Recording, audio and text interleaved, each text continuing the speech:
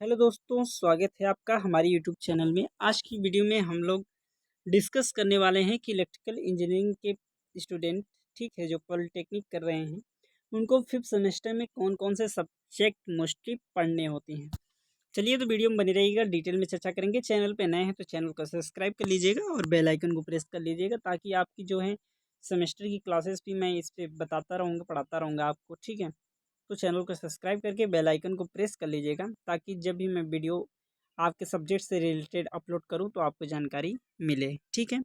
चलिए मैं fifth semester के जो सब्जेक्ट हैं उनके बारे में आपको बताऊंगा। इन सब सब्जेक्ट के बारे में मैं थोड़ा बहुत ब्रीफ में बता दूंगा, इसमें आपको क्या पढ़ना है, ठीक है।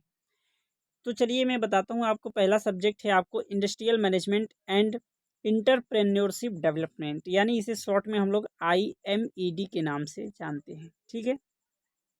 ये सब्जेक्ट में आपको देखिए जो है उद्यमियता यानी इंटर्नशिप के बारे में पढ़ना है, ठीक है। एक उद्यमी के क्या क्या कार्य होने चाहिए, ठीक है। पूंजी के बारे में पढ़ना है, और आपके टोटल इन्हीं सब चीज़ के बारे में, मतलब बिजनेस से रिलेटेड आपको जानकारी इसमें आपको मैनेजमेंट से संबंधित, ठीक है। कंपनी को कैसे चलाया जाता है, कंपनी में कौन होता है, HR होता है तो HR के क्या क्या कार्य होते हैं, इन सब चीज़ों के बारे में आपको पढ़ना है, ठीक है। इसको आप लोग थ्योरी सब्जेक्ट है, इसको आप लोग रट के आराम से बढ़िया नंबर पा सकते हैं, कोई दिक्कत नहीं। बाकी अब देखिए इसमें जो स्विच गियर एंड प्रोटेक्शन है, एस जी पी सब्जेक्ट को थोड़ा आप लोग अच्छे से पढ़िएगा डियर स्टूडेंट, क्योंकि SGP सब्जेक्ट में देखिए आपके ट्रेड में है और इसका यूज आपको आगे बहुत पड़ेगा, ठीक है।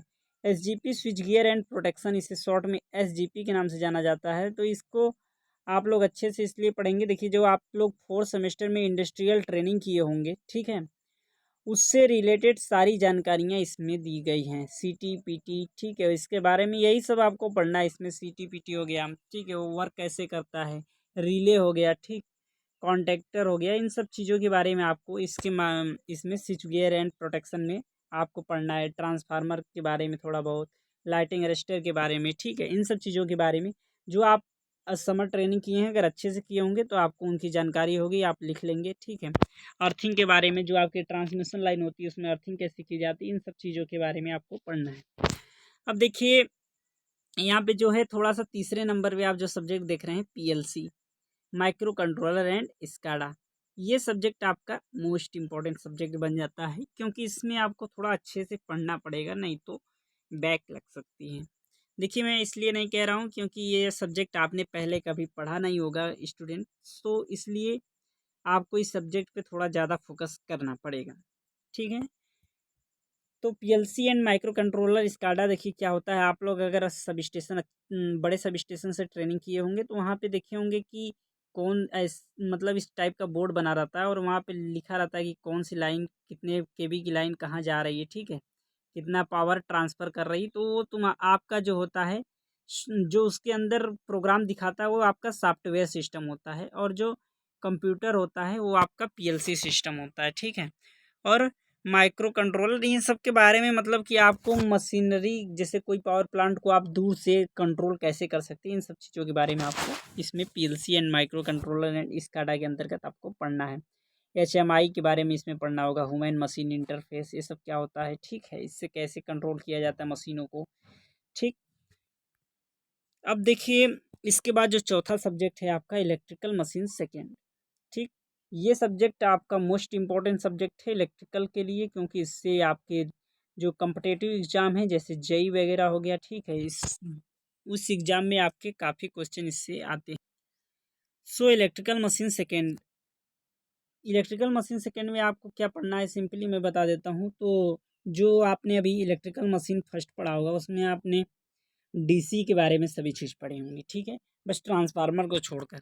उसमें आपने DC मोटर के बारे में, DC जनरेटर के बारे में पढ़ा है। यहाँ पे आपको सिंपली क्या करना है कि सभी AC के पढ़ने हैं, ठीक है। AC मोटर, AC जनरेटर, इन दोनों के बारे में आपको डिटेल में पढ़ना है। डिटेल कंटेंट है, काफ़ी ज़्यादा बड़ा सिलेबस है इलेक्ट्रिकल मशीन सेकेंड का, ठीक है। तो इसको भी अच्छे से आपको कवर करना पड़ेगा। एक ये सब्जेक्ट हो गया, एक PLC हो गया, इन दोनों पे आप ज़्यादा फोकस करेंगे, ठीक। अब देखिए इलेक्टिव सब्जेक्ट एक यहाँ पे दिया है। इलेक्टिव में देखिए 2-3 सब्जेक्ट चलते हैं।